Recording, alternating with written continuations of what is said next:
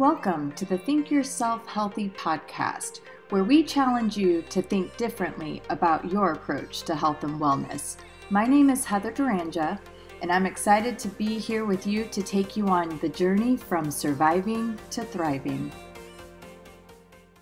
Hello, everybody. On today's episode of Think Yourself Healthy, I have a special guest. Her name is Grace Van Berkum, registered holistic nutritionist. She is a plant-powered detox nutritionist and raw food chef, facilitating empowering and inspiring GLO Cell Health Retreats in Nicaragua and around the world. Her mission in this lifetime is to spread the message of plant-based nutrition and self-love by teaching people how to eat and live with awareness and compassion.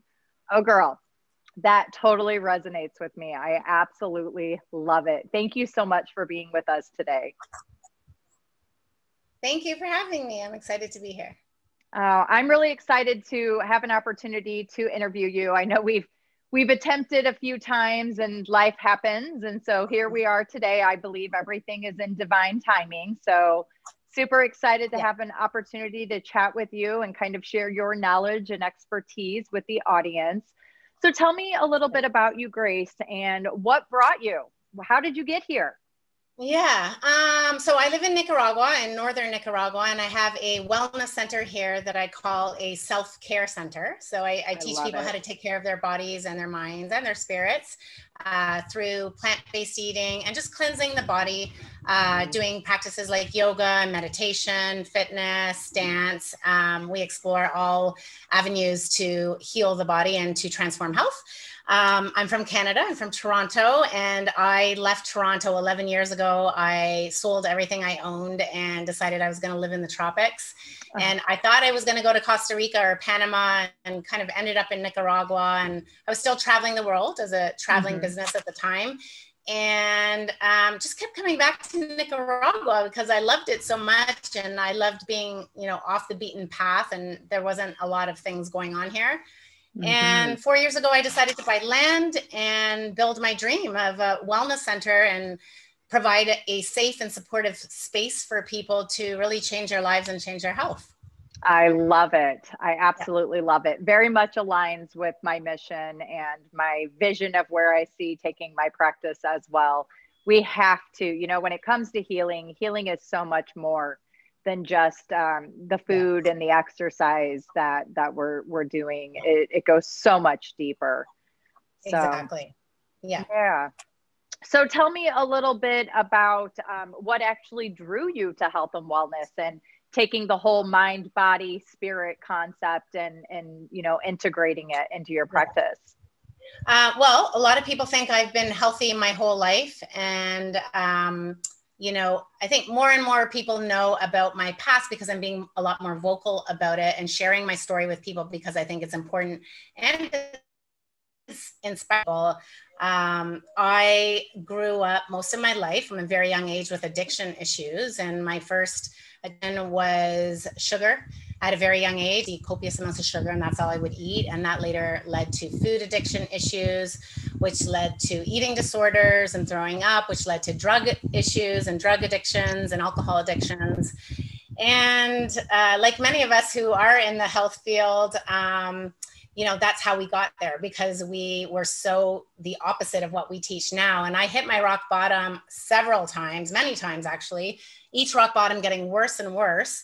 And each rock bottom becomes harder to get out of. And I finally realized one day, and I'm so grateful that I was able to have this epiphany, that if I didn't figure out what was going on and what I was running from and why I was continuing to numb myself with addictions of all sorts, I was going to die. And if I didn't die soon, I was going to lead a very miserable life. So that kind of led me to nutrition school and figuring out how to eat and getting sober. And the more that I learned about not only health and learning, learning why I hated myself. So because I hated myself, I had to relearn how to love myself.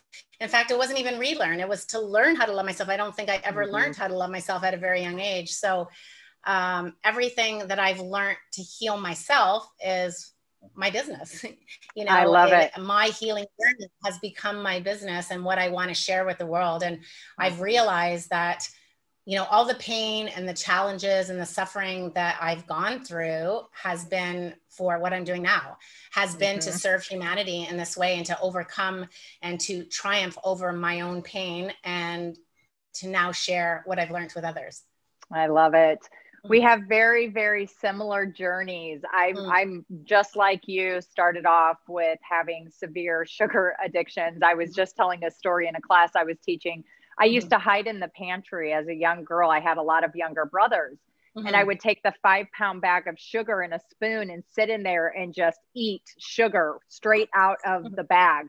I would take bowls of cereal and dump sugar. You know, if that spoon wasn't just saturated in the sugar, I was not content.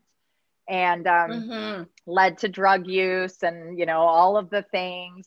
Hated myself, had no self-confidence. And then as a result of, you know, drugs, poor diet, all of these things, a genetic mutation that I had inherited at birth from one of my parents turned into a full-blown autoimmune kidney disease at 18 years old. And at that time, I could not get health insurance. And so for me, that was a really scary place to be, because they told me I was looking at dialysis or transplant within 5 years. And through everything that I've learned over the last 27 years of this journey, since I was 18 and got diagnosed, I've kind of reverse engineered the process that I had to go through in order to, you know, achieve optimal health and well-being. And I feel very blessed to be able to share the experiences, be able to relate to others and understand the true struggles that they face, and also empower them with the right tools and resources to start living their best life. So I feel very, very much in alignment with you, which is why I wanted to interview you. I found you on Instagram and started, you know, watching your stories and reading your posts. And I was like, I adore this chick. Who is she? She's badass. She's got to come on the show. Great. So, well, thank you. Yeah. So I have a question. So I'm curious, why weren't you able to do this in Canada or the United States? What drew you to Nicaragua to be able to actually create this dream and this facility that you have now, you know, that you now have? Yeah, it's pretty simple. It's the weather. I love it. I decided, I lived in Southeast Asia for a few years prior to making this decision. And I was gone for 2 years, missed 2 winters. The winters in Toronto are not fun. And after missing a couple of winters in Asia, it dawned on me, like, wow, I don't have to endure a winter. I can live in the tropics if I wanted to. So that sent me on I went back to Toronto after Asia. I spent, I think, 3 winters there. And then I realized one day, I told all my friends and my family, I'm like, I'm breaking up with winter. I'm done.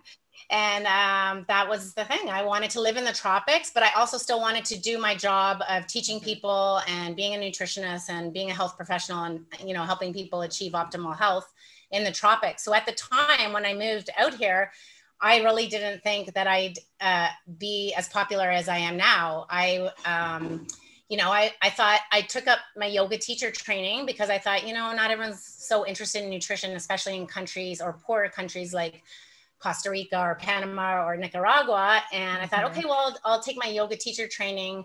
That way I can teach anywhere. I can teach at a beach or a hotel, you know, until I get my own wellness center up and running. And it's funny, fast forward to now, and my nutrition business is booming here. People come to my cafe all the time to eat. People come to cooking classes all the time. My international clients want to come here. I mean, now it's a bit tricky with all the COVID stuff, but many expats within the country that live here are now coming to my center all the time. So it's been an interesting and adventurous journey for sure. That's beautiful. What I tell people all the time is follow your heart, like really figure out what's in your heart and what's your mission on this earth. And don't worry about the money. The money will come when you're living in your authentic truth. And that's what I did. And I actually, in the beginning of this journey, I made peace with the fact that I wasn't going to make money, because I really didn't think I was. I just wanted to live a happy life. And that came first. And I didn't care if I made money or not. And I just thought, you know what? I want to live my dream. I want to live on a beach. I don't want to do winter. I want to teach people. I want to be in the sunshine. I want to swim 5 times a day in the ocean. I want to pick fresh foods from the tree. That's what makes me happy at the end of the day. And when I put my head down on my pillow at the end of the night. And then once I was living in my alignment and living in my authentic truth, then lo and behold, my business started flourishing. So it's been interesting to see that connection as well.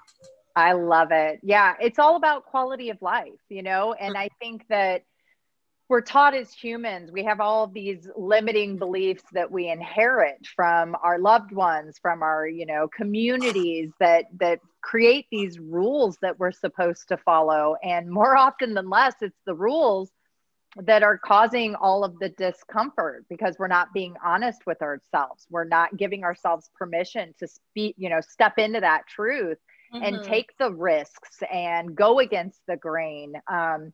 I grew up in the Midwest. It was miserable. I hated it. The weather in the summer, the weather in the winter, it was just not conducive with the kind of lifestyle that I wanted. And so when I was approaching 40, I said, fuck it. I literally sold everything and moved to Southern California. And like you, I had $500 to my name. I didn't know how I was going to do it. I didn't know where I was going to live, how I was going to make money. I just knew that that's where I was supposed to be. And by taking that risk and following my heart, it led me to my path. And, you know, and with that path came the financial security that I didn't anticipate. Yeah. And it's really exciting that, you know, what we can achieve when we step into that purpose and let go of all of the fear that holds us back. Yeah, exactly. And I mean, I think it's really important to not live with regrets. I mean, that's how I live anyway. If I have an idea or want to do something, but I'm scared, I at least have to try. And that's what I told myself at the beginning of all this is like, everyone's like, why are you choosing Nicaragua at first? And I'm like, I didn't know anybody here. And in fact, when I first came here, I thought I'd only be here for 2 months and then go to Costa Rica. So I never imagined that I'd fall in love with the country here. But people are like, you're going to Nicaragua by yourself? You don't know anyone? Like people could not even comprehend it. And I just knew in my heart that I had to try. And I told myself, okay, like if I don't like this, I can come home within 24 hours. But I at least have to know in my heart that I tried. And I don't wake up one day in my 70s thinking, oh, I wish I had tried this, or I wish I missed out on that opportunity. And that's kind of how I live my life. And that's how you know the answers of whether something, just because you try doesn't mean it's right for you either. But we don't know until we try, you know, and we navigate ourselves through life by trying and seeing, does this make me happy or does this not make me happy? It's pretty simple, you know, or does this energize my life or does this not, or is this being in my life? And this is how, at least how I move through life. I just kind of let my own energy guide me. I love it. I love it. It's beautiful. I like getting goosebumps head to toe.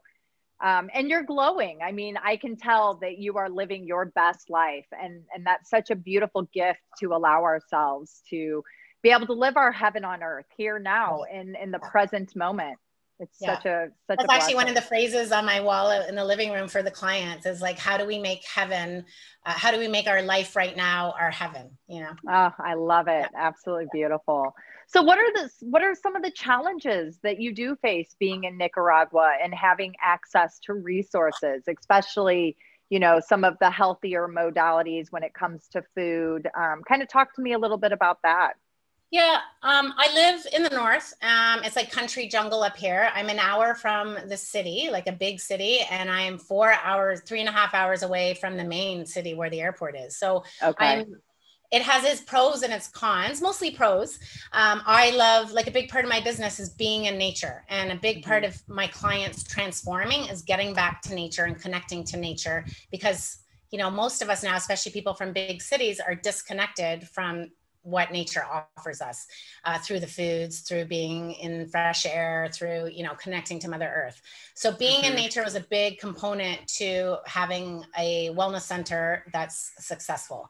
But because of that, like I'm far away from cities when I need something. There's no stores near me. There's no place to get proper food. So part of my dream here is to become fully self-sustainable. So we are building gardens. I get about half of my food now from the land where, you know, I'm working on it. So eventually I'm hoping like within the next 2 years, I don't have to go to the store at all. You know, I don't fully speak Spanish very well. That's been challenging in the beginning, but somehow I've made it through, and Google Translate does help me a lot. And I always say I speak a very good Spanglish. I love it. being a white girl by myself in the beginning was hard because I built everything from scratch. It's not like I bought a property and said, hey, like, let's call this GLO. I literally bought a piece of dirt and I had to transform it into what I have now. Wow. And anyone, like if you've seen my photos or stories on Instagram, you can see how lush it is. And I've only been open 4 years. So I've done a lot in 4 years. Wow. But in the beginning, I literally walked here and it was a piece of dirt. And actually in the beginning, I didn't even want this piece of land because I looked at it and I was a woman by myself then. And I looked at it and I was like, I don't know what to do with this. Like I'm a Toronto city girl. What am I going to do with this? I was envisioning living like right on the beach with palm trees everywhere. And there was none of that. And eventually I got convinced to buy this piece of land, which I am so grateful for now, but it was hard. Like I had to deal with construction on my own, being a white girl who doesn't speak Spanish. I had to learn about construction. I didn't know anything about construction. I never even owned a house before. I learned different styles of construction. I learned how to garden. Anyways, yeah, it's just been an adventure because I didn't grow up with this kind of stuff. I came from the city, but this was my dream, build a wellness center in nature. And then I was like, I'm going to do it. And then I got here and I was like, okay, now I got to figure out how I'm going to do it. And I just took it day by day. It was, it's probably one of the hardest things I've ever done. It was very challenging, but I've learned a lot and I've always realized like, what else am I going to do? Am I going to, living your dream takes work. If I want to live in a spot where barely any people are, I got to figure all this stuff out. Absolutely. Yeah. Well, but and it's giving most of it. Sorry.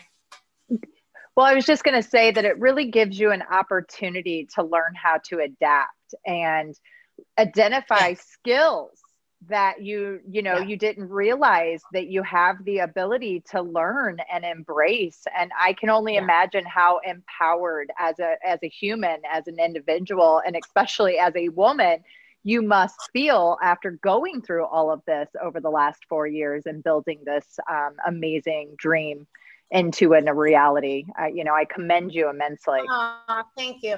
Well, I'm getting into the rhythm of things now. It's still an adventure here. There's always something going on. It's like the wild, wild west out here, but it's also very beautiful. And I'm an adventurous person, since I was a young girl. So I know I can handle it. It's not for everyone. But we live this beautiful beach life. I live near 4 beaches. I'm in nature. I walk barefoot all the time. I don't wear shoes. Love it. So yeah, it's taught me a lot about adaptability. It's taught me that we are much stronger than we think we are. There were times where I literally in the construction phases of things didn't think that I would survive the day, but somehow I have.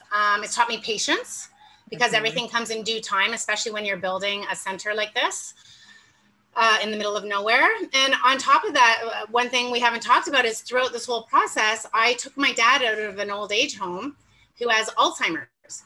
And I couldn't bear to leave him in Toronto. Every time I go to visit, he was, they were feeding him horrible food and everything that I know about food and to heal the body and to heal the brain, they were not giving him. And I just couldn't bear that I would get that phone call that my dad died in the home.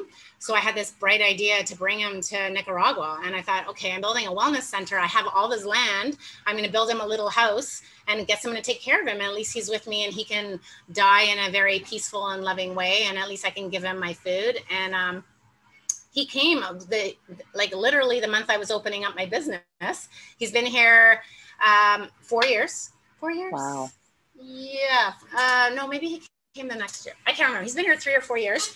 And I never imagined that he would improve like this. I got him off all his medications. He was on 4. His short-term memory has come back. He's happy all the time. He's laughing all the time. They all told me that he was going to become abusive. They told me that, things are going to get really bad. And I just knew I had to try again, and I don't want to live with regrets. And I just wanted him to feel safe in his departure from this world. And that's beautiful. He's still alive, and brain. Well, nutrition is so important when it comes to our brain health. And one of the things that I personally get frustrated with, because I work specifically with mental health and substance abuse populations, is that about 90% of these mental health disorders that are diagnosed, you know, depression, anxiety, bipolar disease, schizophrenia, dementia, Alzheimer's, these are really underlying nutritional deficiencies that have not been addressed. And with our conventional medical practices and approaches, you know, their solution is, here, take this pill. And they don't take into consideration how the pills are also having impacts on other organs and functions in our body. They call them side effects, but the reality is these are direct impacts from the medication use. And so if we can really lean into that nutrition piece, we can get off these pharmaceuticals, we can enhance our well-being and longevity and vitality. So I think it's beautiful what you've been able to gift your father. I mean, my gosh, what a blessing. Yeah, I knew it would help him improve. But like I said, my intention wasn't to help him improve, because we're always told Alzheimer's is irreversible. So I just thought, okay, well, I'm not going to be able to reverse it, but I want him to be happy and feel safe and feel loved. So that was my intention, and never in a million years did I think that he would improve as much as he had. And never in a million years was it my intention to take him off medication. Of course not.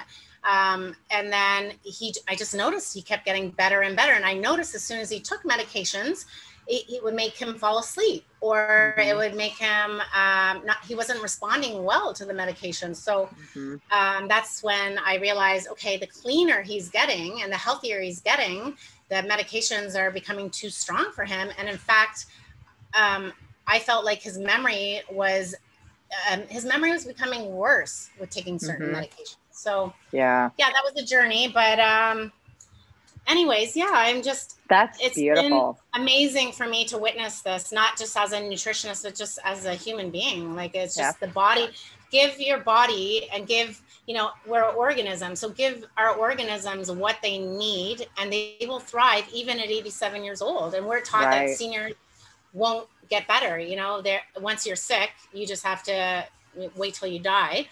And I've watched them get better. The creativity, intelligence, off the meds, memory, all these things have come back. And it's been very incredible to see. And like, I'm trying to spread this message to give people hope. And I realize not everyone has a wellness center or can bring their parents out into the tropics. But I just want to spread the message of anything is possible. Give your organism what it needs. And it's not even just food. It's just like what I found with Alzheimer's patients, or like my dad, it's give them attention, give them your presence, give them love, you know, stimulate their brain. He does paintings every single day. That's his homework, he calls it. So he draws every day. You know, surround yourself with positive energy. We have mantras and affirmations everywhere, especially with somebody like Alzheimer's who's can't remember things. So he's constantly reading things like, my body is strong, I am filled with love, I am at peace. You know, he's just constantly in his brain. So I love it, girl. I love it. To see. We're moldable. You know, our bodies and our minds are moldable. Absolutely. We are such powerful beings if we can choose to give ourselves permission to step into that power. And part of my mission is really helping to get the message out there that we really have to take it back to basics. We've got to empower and equip people with skills that we have lost. For instance, cooking being one of them. You know, so many people have resistance around eating healthy because they don't know how to cook. They're fearful of getting in the kitchen. They weren't taught. Their mothers were, you know, full-time career women, and they weren't in the kitchen modeling and showing these behaviors to their children. And so, you know, I feel like with a lot of the people that I've had the opportunity to work with over the many years is that it's that confidence piece. They lack the confidence and knowing how to get in there and be hands-on. And if we can empower ourselves just by trying one little thing, our confidence can grow. And through practice, you know, we can start creating these nutritious and delicious things that are truly nourishing our bodies and our minds. I totally agree. I love it. So what kind of barriers, like what kind of resistance do you see from individuals when they first get to your facility and you're trying to, you know, encourage them? What kind of things do you see? Well, for the most part, people are here, you know, so I'm like a wellness center, but a lot of people come here to detox and cleanse, and they've never eaten healthy. And, or I get a lot of repeat clients who do eat healthy and they know they're going to get everything as anti-inflammatory as possible here. But for my beginner clients who come, for the most part, they come here because they want to be here. They've done their research. You know, it's not like, I'm not a typical place. And if someone goes on vacation, they're not necessarily going to want to go to a detox center that doesn't serve margaritas and nachos and stuff like that. Right. So most people do their research and they want to come here to transform their health. Every once in a while, I get clients here who have, you know, dragged their husbands who don't want to be here. Those are the ones who maybe with a little bit more resistance, but I do like that because I like the challenge and I like to show people that they can feel better in their own bodies.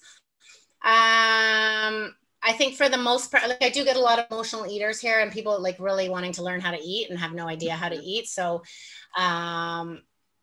you know, emotional eaters like to eat a lot of food to numb their emotions. But what I do here is I really focus on blood sugar and doing smaller meals throughout the day. And we're not shy of fat here. We use, you know, the best anti-inflammatory fats. And I try to have plant-based protein at every meal so that my foods are, smaller, but more dense and delicious. And people are always shocked, especially my emotional eaters and my overindulgers. They always tell me, they're like, I'm not hungry at all. And normally I'd want to overeat at nighttime watching TV. And I don't even feel that here. Right. So that's been a good thing. Yeah. Yeah. And then also, you know, you have to take into consideration, you're also removing all of the environmental distractions. You're putting them in a position where they have to actually be present with themselves and the food that they're eating. And most of us are so disconnected from our physical bodies. We're floating somewhere up here and, you know, in this other world of expectation and demand. And we're not literally in our bodies, which is why we're seeking all of the distractions through comfort food, through, you know, our technical devices, you know, social media being one of them, TV, drugs, alcohol, you name it. It's really funny because my friends and I, we joke all the time when we go out with other people, you know, we're sober. We don't drink and we're having a great time. And people are like, how can you guys have a good time like being sober? I'm like, man, when you're vibing this high, the last thing you want to do is lower your vibration with some sort of, you know, altering substance that's going to take down your consciousness and put you back into the whole, you know, 3D matrix of bullshit. I'm like, no, thanks. I'm good. I'm going to stay up here. Yeah, that's awesome. And you know what? I think a big component to the success of my clients here is, like you said, the connection, but that comes from slowing down. And we are, you know, we live in nature, so we are connecting to the rhythms of nature here. And also like our meal times, you know, we're eating together as community, we're eating slowly. We're doing practices like yoga where we're learning to slow down and connect to our own feelings and sensations. And all of this is leading people to eat less, you know, and digest their food better. And then they lose this desire to overeat at nighttime, not only because the foods are nutrient dense, but because they don't actually feel like they need it anymore. Right. So, you know, in my rooms here, we don't have Wi-Fi because I want people to sleep and not be addicted to Wi-Fi. And a big focus here is sleep. We go to bed early. The sun goes down here at 7 o'clock, 6 o'clock every night. So when the sun goes down, we get tired because your body naturally gets tired with the rhythms of nature. And people say they have the best sleeps here because they're not distracted and there's no Wi-Fi in the rooms and they're getting enough sleep. And I really encourage naps in the afternoons. I love it. Catch up on the rest. And that all relates to, you know, helping to heal emotional eating too. It's just getting more in tune with yourself, connecting to yourself more, slowing down your eating and realizing like, okay, I don't actually need to eat more food. Right. People always tell me this at the end. They're like, I can't even finish my food. People always think they're going to starve here because I am like a detox center. And every single time they tell me, I can't believe the food was so delicious and that I was getting full. And then they can't tell me they feel like they're eating all the time, and they go home and they've lost weight and they can't believe that. Yeah. What an awesome gift you give them. That's amazing. I love it. So what are some of your favorite jewels that you have there access to in terms of food from nature that can help with boosting immunity and provide us with those healthy fats? Right. So we're growing our food as much as possible. So that means our food's going to be organic and clean. The soil here is very rich. It's volcanic soil. So things grow very easily, and it's very mineralized. Here in the tropics, we have beautiful foods like, fresh papayas, plantains, pineapples, lots of herbs, basil, tropical oregano, culantro, jalapenos, noni. I have a lot of noni trees. So I actually have figured out how to make my nonis taste good, and they're really creamy. So I do like noni marineras, noni pancakes, noni crackers. Wow. We have a lot of edible cactuses, which are really good for digestion. Tons of aloe vera all over the property. Mango trees are just coming in. Avocado trees are coming in. Cacao trees. There's cacao everywhere in this country. It's like a cacao haven. And raw cacao, super high in magnesium, and I think one of the best superfoods. I'm just looking at my garden now to see pitaya, passion fruits. So lots of different tropical fruits and foods here that we can't get back home. Now there's things back home that I miss that we don't get here because it's so hot, like the blueberries, the raspberries, kale. I'm still struggling with growing, but like I said in the beginning, there's a lot of pros and cons. So I just try to not be attached to things that I was used to back home, and really enjoy what I have here. And that's how I go through my life anyway, right? It's just, you want to make the best of what the universe is giving you here today. And I don't like spending time missing things, it's like, let's make the best of what we have here. I love that. That's beautiful. You just glow, literally. I mean, you could not have picked a more appropriate name for your healing, facility, because you literally are the embodiment of what you are teaching. And for anyone who's listening, you really are going to have to check out the YouTube to just see how absolutely gorgeous and glowing Grace is. Your presence is just really remarkable. Thank you. And what's funny is I never planned on calling this place GLO. It was my personal business name was Gracious Living Lifestyle. And then I always had this vision that my center was going to be called Gracious Living Oasis. So that's what I called it, Gracious Living Oasis. And the acronym is GLO. So I started, when I was typing things in the beginning, I couldn't, like, Gracious Living Oasis was always taking too long. And then, so I was calling it GLO. And then I was like, oh my gosh, it's GLO. And now GLO has taken off. So it's really funny how that turned out. Yeah. And you are your best piece of marketing, my friend, because you are literally glowing. It's beautiful. Thank you. Yeah, that's beautiful, man. So tell me, what are some of your clients? What are the favorite things that they learn how to prepare? Any special dishes? Yeah, well, so the thing here is not everybody wants cooking classes. So I have like my foundational weekly price, and then people can add on. So and I also have a level 1 to level 8, what I call a cell health program. So it's a level 1 to level 8 menu. Level 1 being beginner into everything that I do here. Level 8 being more intense. And I get a lot of people here who, have diseases or are healing from chemo, or are here for longer periods of time and want to go through the whole spectrum, start at level 1 and go all the way to level 8. So it just kind of depends on people's desires and health journeys and where they're at and how long they're here. But for some people, they come and they're like, okay, I just want to come for a week and eat gluten-free and go surfing. And they're not interested in the cooking classes. Or some people come and like, okay, I've been here before.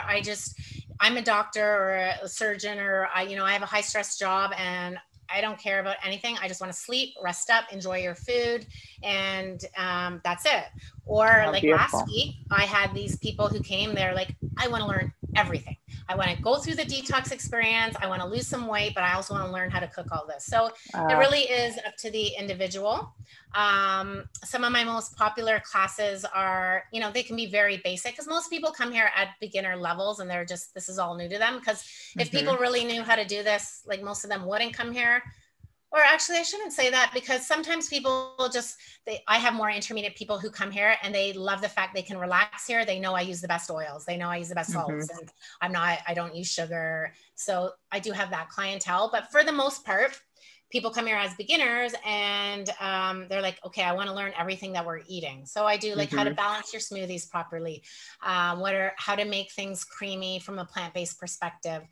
Sauces is really popular, like how to make the best sauces for salad dressings or for your cooked dishes. Raw pastas, raw lasagnas, raw pizzas, how to make raw cheesecakes. Everything that I teach is raw and plant-based, because I love teaching people how to use fresh foods from nature and use them without heat in the easiest ways. However, many of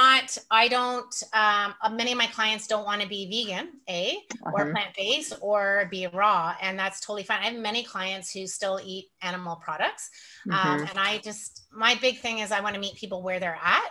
However, my forte is teaching people how to use fresh foods from nature, the easiest ways without heat and the most nutritious ways. That's what I teach no matter where people are at. And so, like, you know, everything is raw and vegan, although I hate the word vegan because, as we know, vegan doesn't necessarily mean healthy. So I like to use more like fresh, real food, whole foods, you know, fresh plant-based. That will either complement somebody's healing journey or transformative journey, or their eating style that has animal products as well. I do strongly believe in the power of using fresh plant-based foods to heal the body quickly. So a lot of people who come for some sort of transformation, physical or mental, or both, or you know, just wanting to change their life, I do believe in the power of eating, you know, raw and plant-based for that journey. Is it sustainable? Not for everyone, as we know. So that's what I always teach my clients. It's good to kind of recalibrate and start fresh and cleanse out. And then from there, it's up to the individual to always check in. Like, do I want to continue? Does this feel good for me? Do I have energy? You know, those are the main things. And I coach people beyond it if they want to stay on it or don't want to stay on it.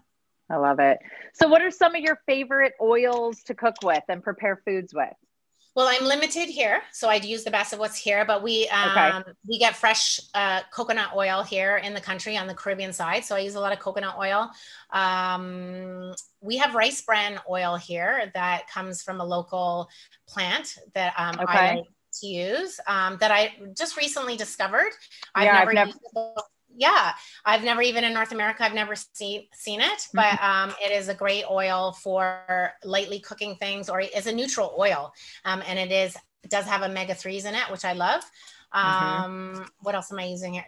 And sesame oil, raw sesame oil I use here. The olive oils aren't great here. And, you know, olive oils are kind of controversial. You got to make sure that they're good quality. I love avocado oils, but they're hard to get here. So I try to stick to local things as much as possible. I love it. And another thing that I loved that you said is that you walk barefoot. So you spend your time barefoot and you're living in a very mineral rich area. Yeah. So you're literally being able to absorb minerals from the ground just by being barefoot. What a beautiful, beautiful, beautiful opportunity. Yeah. I love it. And I strongly believe in the power of the earth, right? And earthing and grounding to help reduce inflammation. And everything I try to do here, whether it's the foods we eat or how we move through nature, or, you know, yoga or the deep breathing, it's all really to help reduce inflammation. And, you know, I teach my clients to walk barefoot and to go for a walk on the beach and go in the ocean. And I find like a lot of people who come to me who are sick or imbalanced and coming for some sort of healing, like I said in the beginning, have lost their connection to nature, barely outside. They're in offices or like fluorescent lighting, barely getting fresh air, let alone walking barefoot, right? Right. So tell me, what was maybe your personal biggest resistance with your whole journey that you've been on these many decades, I'm assuming at this point, that really you had a lot of resistance around. You knew you should do it, but there was resistance. What was that one thing or that one modality that you now embrace that was really transformational for you? Resistance to my own healing, you mean? Well, first, I was scared. If I were to look back, I was scared to get real with myself. So I was very comfortable running from myself and just, I was younger and immature, and I had spent a lot of my life just trying to survive life. And what I didn't tell you in the beginning, the reason why I had a lot of addictions is because I was in and out of foster homes as a young girl to the age of 10. So I was enduring a lot of abuse as a young child, and my way to numb myself was through sugar at first, and then food, and then later that became drugs and alcohol. And looking back, like a big component to my healing, at least what initiated my healing, was having the courage to face myself and having the courage to really look at why I hated myself. And for many, many years, and until my mid to late 20s, to look at myself in that way, because I still had too much pain and trauma within me. So when I made that decision of like, I hit my rock bottom, and the beauty of rock bottom is that there's nowhere else to go. And I realized, had my epiphany in one of my rock bottoms, that if I've tried every single thing to numb myself and nothing's clearly working, and it works for a short time and then it becomes even worse, then what do I do? Like, maybe I try and heal my addictions and get sober and have no distractions to actually look at myself. And not only did that take courage, but it was very painful. And it was not easy. It's not easy to learn how to love yourself. You don't just go snap your fingers like, okay, I love myself, everything's great. It's like, it's like you're drowning. At least that's the way it was for me. I was drowning, and I had to figure out how to get to the top. And it was hard, and I had to be dedicated, and it was painful. But every day it got a little bit better, and every day it got a little bit easier. And every day I learned to love myself a lot more. And it's not like I'm just sitting here in love for myself either completely. I mean, I do. Like, this is, I'm very loving and respectful to myself, but it's a daily work. It's daily work. There are times, especially when, you're stressed, or I'm stressed, or, old triggers come up. That is a reminder to love myself and to remember the love that I am. And, it's daily work to learn how to love yourself. And like I said, it gets easier, but I need those reminders that I am enough, and that I am worth it, and that my existence matters. And these are things I teach my clients, but there are times when I need to remind myself of that too, and make sure that I live in a high vibrational atmosphere, and make sure that I am constantly surrounding myself with positive things. And I'm very cognizant of my energy.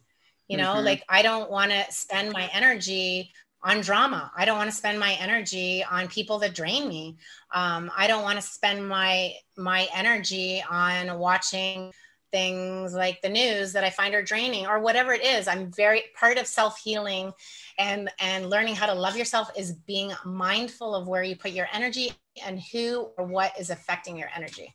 Absolutely. I could not agree with you more. I don't even have social media on my phone. I have one special device that I can access to get to social media, but it's not something that technology does not rule my world. I rule my world. So for the audience member out there listening right now, who's really, really struggling with self-love and the concept of loving themselves, what is one tip that you could give them with giving themselves, some sort of hope for being able to get where you're at today? What's one thing that they could lean into to help cultivate that self-love? Well, first of all, it's possible. That's a message that I feel like my life gives people, because as a young child, as a young adult in my early 20s, I hated myself so much. And I did not love my body. I hated my body. I hated myself physically. I didn't think anything I did was good enough. I mean, that came from my abuse. And as I've become, as I've healed from my own traumas and healed on my journey, I've realized that that wasn't me. That was ingrained upon me by the adults in my life at the time. And I've been able to realize that's not really who I am. And I am, that I was brainwashing, you know, that I was brainwashed to think that my life wasn't worth it. I was brainwashed to think that I was ugly. I was brainwashed to think that my life didn't matter. So the fact that I've been able to get to where I am should be inspiring for anyone. Like it is, I never thought I would make it to 40, and I'm beyond 40 now. So I always thought that I would be dead by 40.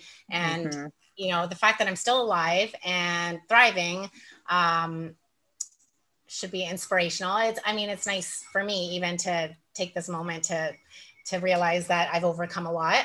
And my advice to people would be start somewhere. And in the beginning, it was very difficult because I was like, I don't even know how to love myself. Like I started realizing like, okay, I hate myself. So I got to do the opposite of what I'm doing now, which is hating and criticizing myself all the time. But I'm like, what does it even mean to love myself? I didn't know because nobody ever showed me. I didn't at the time have any parents to show me what love was. So I had to figure out what it meant even to love myself. And I really started from scratch, which is, like I said, hard, but beautiful now that I've been able to overcome it. And what I would tell people is do the things that make you feel good. That's how you start, you know, whether it's, you know, and you have to do the healthy things like moving your body or, you know, eating foods. Again, it comes down to energy. Do the things that make your energy feel good. What makes you smile? Start there. Because in the beginning, when I was trying to figure it out, I was like, that's what I had to do. I'm like, okay, because I was never smiling because I was in such despair at the time. So I'm like, what actually makes me feel happy and smiling that doesn't involve drugs and alcohol? So you know, I had to go down that journey. So whether it's a hobby, like maybe it's, for me, I loved athletics. So I was learning like doing sports and learning things like yoga. And then yoga became this beautiful gift that wasn't physical because it started helping me mentally and emotionally. But maybe it's doing art, or maybe it's, you know, learning music. I mean, that's for me also was volunteering. I realized I'm like, I don't feel like my life is worth it right now. So I'm like, let me try and help somebody else. And I realized that I was able to serve others who was giving my life meaning. And when I started finding meaning in my life, I was becoming happier. So I tell that to a lot of my clients who are depressed or anxious. I'm like, go and volunteer because you're shifting your energy again. You're taking your own stagnant energy and it becomes this beautiful cycle of energy helping others. Which when you uplift others, you're uplifting yourself. Absolutely. Yeah. Oh, it's so beautiful. Thank you for that. There's so many nuggets there. I'm like, whoo, all the feels. So where's your hope for humanity? Where would you like to see us as a collective be able to go? Yeah, there's a lot going on right now in the world. And I think a big part of us evolving into a better world and a brighter world and a more loving world starts with ourselves and healing our trauma. Everything we've been talking about here is getting real with yourself, facing your shit, you know, and figuring out what makes you happy, what makes you truly happy. And that's where we're going to change the world when we figure out what's blocking us in our own lives. And once we start to, you know, energize more and learn to love ourselves more and lead these lives that are happier, not only for ourselves, but, you know, affecting our families as well, then this ripples out into the world and we start to raise the vibrations of the planet because we are evolving and we are ascending. So I think, you know, getting really clear on your life and taking inventory of our lives right now, like, are we truly happy? Am I really like living out my dream, or am I just going through the motions? I think these are all super important things to reflect on and really important in these times right now. Absolutely. I could not agree more. Could not agree more. I love it. I adore you. I am so grateful and honored to have the opportunity to share this time with you. And I'm so proud of you and having the courage to, take yourself from surviving to thriving and being able to share that with others and inspire them to want to live their best life. So thank you for everything that you do. Thank you. And thank you for all the work that you do and putting such good vibes out into the world and educating people and being you. You're amazing as well. Thank you. So where can the audience find you? So my website, which is my name, gracevanberkum.com. My wellness center here, my self-care center is graciouslivingoasis.com. My name's on Instagram, Grace Van Berkum, on Instagram. I'm not very active as much on Facebook anymore, but I am on there and people can follow me there. Yeah. Awesome. Well, we will make sure that we link all of the ways that they can find you and find out about you have a recipe book? Yes, I have four online recipe books on my website. I have 3 for humans, 1 for dogs. Oh, I love it. Yeah, my dogs aren't vegan, but I make them broths all the time that I soak their food in. So I made a dog broth recipe book. And then I have some raw books and I have a detox book, like a 7-day detox. So lots of different things on my website. Well, we will make recipes. Yeah. Awesome. Well, we will make sure that we link all of those amazing resources that you have available in the show notes and how they can find you to make it easy for everyone. And again, thank you so much for your time and sharing your expertise and your personal journey and, the journey of your father. How beautiful. Just so many amazing things. Keep doing all of the beautiful things you're doing to keep glowing because it looks good on you. No, thank you so much, Heather. Thank you for this opportunity to share more.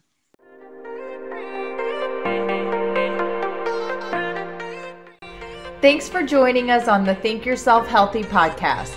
Make sure you leave a review and let me know what you think. I love reading your feedback.